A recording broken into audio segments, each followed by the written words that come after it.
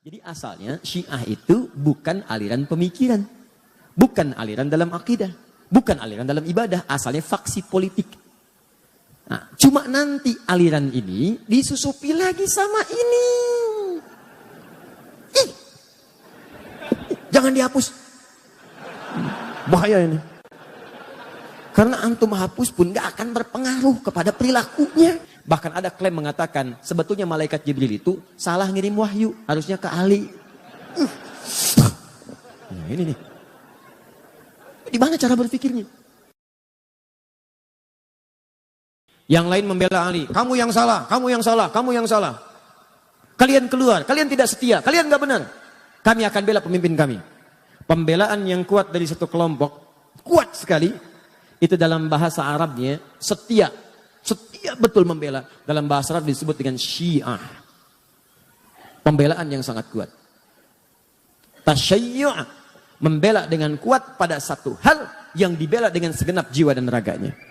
Ini disebut dengan Syiah. Jadi asalnya Syiah itu bukan aliran pemikiran, bukan aliran dalam akidah, bukan aliran dalam ibadah, asalnya faksi politik. Nah, cuma nanti aliran ini disusupi lagi sama ini. Ih, jangan dihapus. Bahaya ini. Karena antum hapus pun gak akan berpengaruh kepada perilakunya. Ih, ingat itu. Datang lagi, nyusupin lagi. Apa yang dikatakan oleh orang ini? Kalian bagus. Tuh, bagus sekarang. Tadi sekarang pengkhianat, sini bagus. Memang Ali itu sebenarnya titisan Nabi. Titisan. Dan memang wajar. Setiap pemimpin itu harus mewariskan generasi setelahnya. Setelahnya ada lagi, setelahnya ada lagi. Mesti ada imam, sholat aja ada imam. Coba, kalau sholat nggak ada imam. Jamaahnya kan nggak sah. Mesti ada imam. Maka memang yang paling bagus itu sebetulnya keturunan Ali. Setelah Ali ada Hasan, angkat aja Hasan. Setelah Ali ada Hasan, ada Husain. Setelah itu ada ini, ada itu, terus kamu urutkan. Bukankah kamu ingat Nabi Isa kan ada 12 penolong, namanya kaum Hawariyin. Ali juga akan punya 12 keturunan. Imam-imam hebat, itu yang akan mendokong dan meneruskan kepemimpinan Nabi setelah itu. Maka dikenallah dengan 12 imam. Nah, setelah itu muncul, masuk, sampai dikultuskan seakan-akan Ali itu naik bahkan di atas Nabi. Bahkan ada salah satunya nanti pecah sektenya. Bahkan ada klaim mengatakan sebetulnya malaikat Jibril itu salah ngirim wahyu, harusnya ke Ali. Nah, ini nih. Di mana cara berpikirnya? Sampai mengkultuskan tingkat sampai ke situ. Akhirnya termakanlah kemudian sebagian ini. Terutama setelah Ali memindahkan wilayah kekuasaannya ke Kufah. Ke Kufah, itu kan Kufah wilayah Persia, Irak. Disusupin lagi, gampang disusupin tuh. Ada orang-orang itu mengatakan setia, siap ini, datang lagi ini, masuk lagi, gini, sampai kultuskan Ali. Sampai terjadi mereka sendiri yang mengkhianati Ali. Mereka sendiri yang kutus orang untuk bunuh Ali. Mereka sendiri nanti yang akan melakukan hal yang sama kepada Al-Husain. Itu wafat di Karbala dan sebagainya. Apa yang terjadi? Begitu paham-paham ini disusupkan ke sini, saya agak cepat saja ya. Susupkan ke sini, ini bertransformasi dari aliran politik, faksi politik dalam hal pemerintahan. Maka ketika disusupi nilai-nilai kemudian dengan nilai akidah, dengan nilai ibadah, dengan nilai akhlak. Akhlaknya digariskan pada kesetiaan kepada ini. Ali termasuk Ali bait, Ali termasuk ini, termasuk itu dan sebagainya. Kita sepakat Ali mulia. Ali mulia. Kata sahabat Nabi, menantu Nabi, keluar kita muliakan. Dan kita pun sepakat Abu Bakar mulia. Umar mulia, Utsman mulia. Jelas ya? Fair kan? Objektif kan? Objektif. Kita tidak ingin bermusuhan, kita gali sejarahnya, kita lihat. Kalau Abu Bakar tidak mulia, bagaimana mungkin jadi pendamping Nabi? Kalau Umar tidak mulia, bagaimana mungkin dipilih oleh Nabi sebagai orang yang pemberani? Membela Nabi. Kalau Utsman tidak mulia, bagaimana disebut dengan ahli surga? Tiba-tiba orang ini datang mengatakan, hei Abu Bakar, Umar dengan Utsman merampas hak Khalifah Ali. Dirampas oleh mereka. Hafsah itu begini, Aisyah sampai tuduhan yang sangat buruk kepada Aisyah. Buruk sekali. Disebut perempuan yang saya nggak bisa ungkapkan lah. Nggak nyaman gitu. Anda bayangkan ya, Anda kenal Abu Jahal? Udah ngapus yang salah. Kenal Abu Jahal. Luar biasa. Cuma di sore yang tapi nggak apa-apa mas. Di Palembang ada yang kenal Firaun. Jadi sampai mana tadi? Nah, rampas. Aisyah dituduh. Anda bayangkan Abu Jahal aja, itu kan musuh Nabi paling buruk, pengen bunuh Nabi. Tapi jangan lupa, dia punya anak namanya Ikrimah. Seorang pemuda, ahli berkuda, pembela Nabi. Apa yang terjadi? Pertama, jangan suka menjudge orang lain. Boleh jadi keturunannya tidak seperti atasnya, atau sebaliknya. Yang kedua, ketika Ikrimah sedang berada di lingkungan sahabat, Nabi melarang mengungkit tentang ayahnya. Jangan bicarakan ayahnya, jangan menyinggung anaknya. Karena Ikrimah saudara kita. Seburuk-buruknya Abu Jahal, dilarang oleh Nabi digunjingkan langsung dekat keluarganya. Makanya saya sering katakan kepada Anda, bagaimana Anda bisa menggunjingkan istri Nabi SAW? Apa Anda tidak mau menjaga perasaan Nabi? Katanya cinta Nabi, tapi saat bersamaan Anda menyinggung Nabi. Dengan cara apa? Menyinggung sahabatnya, menyinggung istrinya dan sebagainya. Nah, ini dimasukkan ke dalam doktrin ini, sehingga ini menjadi doktrin dalam aliran-aliran kepercayaan, akidah, masuk kepada bahkan ranah ibadah dan sebagainya. Sampai mengatakan setelah ini berkumpul makin kuat, bahkan mengatakan, hadis-hadis pun ada yang ditukar. Yang benar hadisnya semua dari Ali. Yang lain salah semua. Maka ini punya koleksi sendiri. Bahkan cara salatnya sendiri. Bahkan keyakinannya beda sendiri. Mesti ada imam, mesti ada ini, mesti ada itu. Kalau tak taat pada imam, maka dari segi keimanannya kurang. Mesti taat. Rukun Islamnya Islam. Rukun imannya iman. Tapi jumlahnya beda. Karena nanti ada kepatuhan iman pada imamah, pada imam. Dan imam itu sifatnya maksum. Ini berbahaya lagi karena yang maksum cuma Nabi. Jadi maksum itu dijaga dari salah. Cuma Nabi dan Rasul. Manusia lain tidak ada. Maka ini masuk doktrinnya, imamnya maksum. Ya, bukan namanya maksum, bukan. Sifatnya katanya maksum. Sebutkan tuh 2, 3. Maka ini menyebar. Terus sampai Ali wafat pun menyebar juga. Terus sampai kekinian. Bertransformasi, sampai keluar fatwa-fatwa ulama, sampai ngasih pertimbangan. Tapi juga mengajak kita dengan cara yang lembut. Karena memang ada orang yang sudah nggak paham, dari kecilnya udah begitu. Dari lahir udah diajak begitu. Maka pada yang seperti ini jangan keras juga. Termasuk misalnya ada yang Ahmadiyah, ada yang macam-macam. Ada yang dari lahir sudah di-Ahmadiyahkan. Dan dia nggak ngerti kecuali itu yang benar. Maka caranya doakan oleh kita. Dakwahi, ajak dialog. Ya kalau berbuat kasar, maka hukum berlaku di situ. Ya ada perlindungan kebaikan. Tapi kalau tidak, dakwahi dengan cara yang benar. Makanya baca buku, baca sejarah. Kalau ada yang begini-begini kita bisa jawab. Yang benar itu sebetulnya Ali. Betul, Ali itu benar. Abu Bakar pun benar.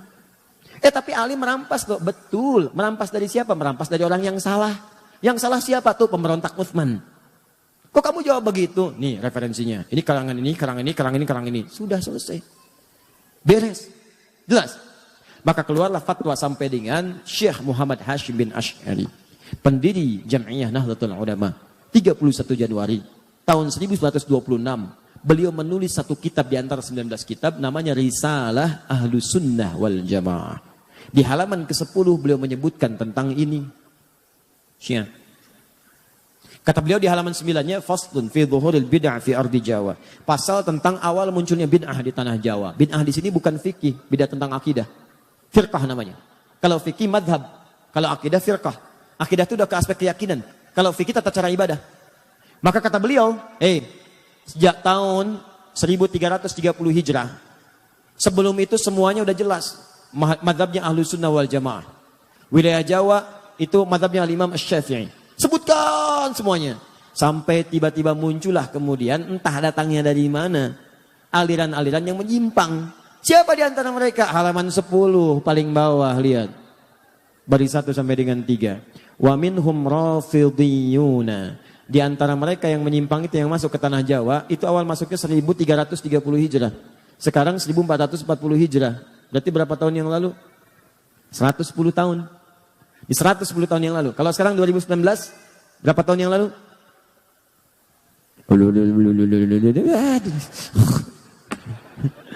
Ya pokoknya 110 tahun yang lalu. Ya, baik, datang ke tanah Jawa. Apa yang dilakukan? Rafidhiyun. Rafidhi itu menunjuk kepada orangnya. Rafid. Sifat yang disebut Rafidah. Apa Rafid itu? Menolak dengan cara yang kasar. Ya, radda, menolak. Tapi menolak dengan cara yang kasar. Rafadha. Minum mas. Terima kasih. Itu lembut. Ini minum mas. Non sianawan aing. Luar biasa. Siawani ka aing, siawani aing sieun. Pokoknya. Itu Rafadha namanya. Itu mas. Oh begitu ditolak, orangnya namanya Rafid. Jamaknya Rafidiyun. Kenapa disebut dengan Rafidiyun? Karena mereka menolak keabsahan Khalifah Abu Bakar, Umar dengan Uthman. Tolak oleh mereka, enggak benar. Karena mereka menolak semua riwayat yang datang dari klan-klan ini. Hadisnya salah, ininya salah, keyakinannya salah. Mereka punya klan sendiri. Maka kata Syekh Hashim, lihat, yasubbuna sayyidana Abu Bakrin radhiyallahu ta'ala anhu wa Umar bin Khattab radhiyallahu ta'ala anhu. Mereka kerjaannya seringkali mencela Abu Bakar dan Umar khususnya. Cela habis. Cela. Semua yang salah. Anaknya Abu Bakar cela. Pokoknya perlakuannya buruk gini. Hafsah anaknya Umar cela juga. Nggak layak jadi istri Nabi. Bahkan disebut Nabi itu dijebak. Bagaimana Nabi bisa terjebak? Perempuan tidak baik. Bagaimana Nabi bisa menikah dengan perempuan yang tidak baik? Ini kan akal kita aja menolaknya. Coba Anda bayangkan. Tolong ya. Pakai sedikit lah kecerdasan kita. Kita itu manusia, 90% akal kita itu, otak kita 90% cerdas. 5% jenius. Lambat 5%, lambat itu bisa pindah naik. Tolong dari 90% pakai 1% aja. Masa iya Nabi ditipu sampai menikah dengan perempuan yang tidak baik? Bagaimana Allah bisa mengizinkan itu? Nabi kan maksum. Coba kita sadari dengan baik itu. Maka apa yang terjadi setelah itu? Dimunculkan ini semua.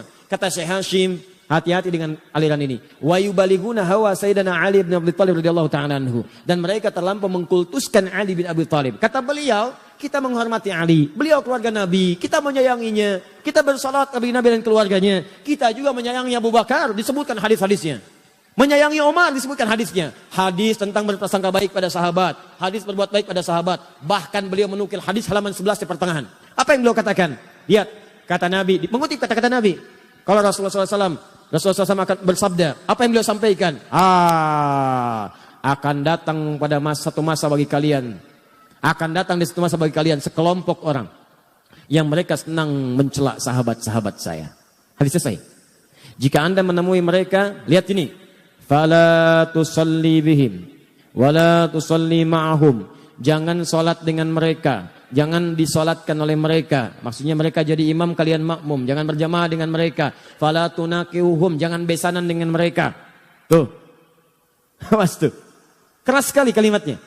Keras. Bahkan nanti ada nada-nada ancaman. Itu hadis Nabi disebutkan. Maksud beliau menampilkan ini ada perbuatan yang salah. Beliau bukan memaksudkan mencela orangnya. Nabi bukan memaksudkan memburuk-burukan orangnya. Bukan. Maksudnya waspada. Ini aliran sangat bahaya. Bisa memecah belah, bisa ribut nantinya. Maka cara kita adalah balas dengan cara-cara terbaik dengan menerangkan. Ini loh maksudnya awalnya begini. Paham ya? Nah, maka kalaupun ada di sekitaran kita yang seperti itu, pertama kita berdoa kepada Allah. Semoga mendapatkan hidayah untuk jadi baik dalam kehidupan. Yang kedua, kitanya pun belajar, baca lagi, baca sejarah. Sehingga ketika nanti diskusi kita punya argumentasi, terangkan. Kalau sudah kita terangkan gak mau juga, itu pilihan masing-masing. Jelas ya? Dan itu dijamin oleh negara, pasal 29 ayat 2. Negara menjamin kemerdekaan tiap-tiap penduduk untuk memeluk agamanya masing-masing dan beribadah meluk agama dan kepercayaannya itu. Jelas ya? Nah, maka ini tantangan dakwah yang kedua selain tadi Khawarij. Kenapa saya sampaikan ini teman-teman? Karena ini kekinian bertransformasi dan banyak bertebaran di sekitaran kita sekarang. Saya tanya, ada paham-paham yang gampang mencap kafir yang lain? Ada, bahkan sekarang lebih dahsyat. Kalau dulu mikir-mikir dulu, bunuh, itu mikir dulu. Sekarang begitu mudahnya. Tebar bom, tebar ini, tembak, eksekusi dan sebagainya. Dan yang paling berbahaya, gerakannya masif lewat media sosial sekarang. Tahukah Anda? Saya beberapa pekan ke belakang ini sedang menyelesaikan kasus-kasus ini, masuknya ke pesantren. Anak-anak pesantren. Bahkan sempat saya duduk satu ruangan, kumpul anak pesantren. Pertanyaannya udah ada list mereka. Hampir semua sama begitu. Ya, ini disebutkan. Ini zalim, ini zalim, ini zalim. Berlaku hukum mati, berlaku. Ya Allah. Saya lihat pelan-pelan. Dari mana tahu ya? Dari Quran sini. Quran surat berapa? Ayat berapa? Nah, ayat sebelum itu apa? Ayat setelah itu apa? Riwayat dari siapa? Saya tuliskan. Kamu ini hafal Quran juga tidak. Bacakan gak mampu. Bisa menyimpulkan hukum. Tahu dari mana? Saya terangkan nih Qurannya nih. Ini ayatnya begini. Buka mushafnya. Lihat mushafnya halaman sekian. Paling kanan sebelah bawah. Lihat ini nih. Sebelumnya ini. Kaitannya dengan ayat yang ini. Kaitan sebelumnya ayat yang ini. Untuk menafsirkan ada namanya siyak, ada lihak, ada sibak. Ustaz apa itu lihak? Lihak itu bukan saudara kamu. Lihak itu ini nih. Siyak itu ini. Terangkan. Setelah itu baru bukan salah itu. Perbaiki begini. Pelan-pelan berubah. Paham ya? Baik. Sama juga teman-teman sekalian dengan yang kedua ini juga waspada. Ini tidak disukai. Dan yang paling bahaya dari semua itu adalah awal mulanya muncul dari provokasi. Provokator itu termasuk kalangan orang-orang munafik itu yang langsung diisyaratkan oleh Al-Quran. Yang paling dahsyat tidak disebutkan nama-namanya. Dalam kaidah tafsir disebutkan kalau ada informasi tidak disebutkan nama, tokoh, tempat dan kejadiannya, ini menunjukkan kejadian itu akan berlangsung kembali di masa depan dengan tokoh-tokoh yang berbeda. Tantangan dakwah sekarang bukan muncul pada kelompok-kelompok ini semata, nama-nama dan sebagainya. Karena kita sudah paham dari sejarah. Yang paling bahaya itu adalah provokasinya menyebar ke lingkungan dakwah.